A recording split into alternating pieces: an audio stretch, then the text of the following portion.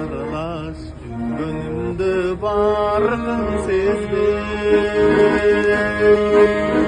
kanatsız kalarımdı ben istedim. Hoş koydum bele kurgan canım,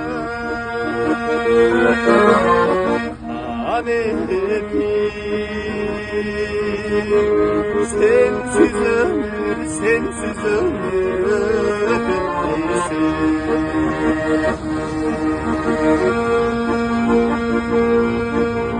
Sen gittin tarandı çok jarık çaçım,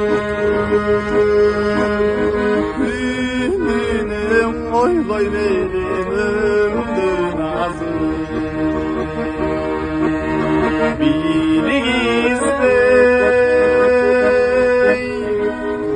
uşap koyup ketiptirsin, yarana